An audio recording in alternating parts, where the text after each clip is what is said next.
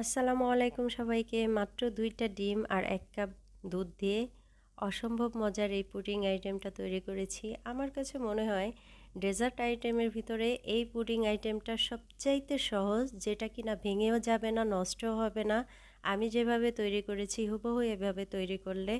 আর এটা কিন্তু ঠান্ডা ঠান্ডা খেতে খুবই ভালো লাগে। আর ছোট বড় সবাই খুব পছন্দ করবে, গেস্টরা তো খুবই পছন্দ করবেন। চলুন দেখা যাক আমি যেভাবে তৈরি করেছি। এখানে আমি 2টা ডিম নিয়ে নিচ্ছি।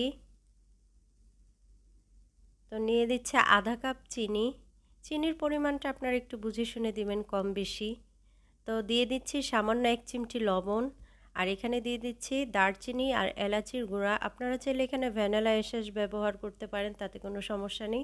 তবে আমার কাছে দারচিনির এলাচির ঘ্রাণটা খুব ভালো লাগে।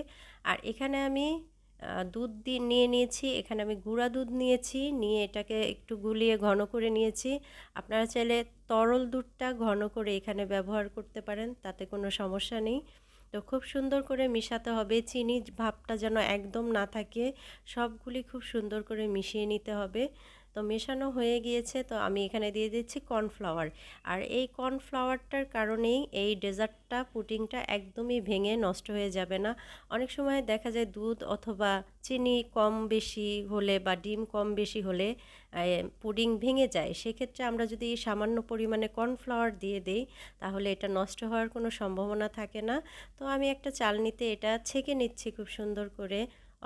অবশিষ্টটা আমি ফেলে দিচ্ছি। তো উপরে গরম মশলার একটু ফাঁকি ফাঁকি এটা দেখা যাচ্ছে, তাতে কিন্তু টেস্টে কোনো সমস্যা হবে না। তো আমি একটা পাতিলে এখানে একটা তাওয়াল দিয়ে চুলার আঁচটা একদম লো মিডিয়ামে করে 15 থেকে 20 মিনিট রেখে দিব। এর ভিতর আমি একবার চেকও করে নিয়েছি। তো খুব সাবধানে এটা দেখবেন। আর এটা কিন্তু একদম ঠান্ডা হওয়ার পরে বাটি থেকে সরিয়ে নেবেন, কারণ গরম অবস্থায় এটা যদি মোল্ড আউট করতে চান সেক্ষেত্রে ভেঙে যেতে পারে। তো আমি এখানে কাঠি দিয়ে চেক করে নিয়েছি। তো আমি কিন্তু পুরাটাই ঠান্ডা করে নিয়েছি, দেখুন একদম বাটি থেকে সরে সরে এসেছে। তো এখন আমি একটা প্লেটে নিয়ে নিচ্ছি।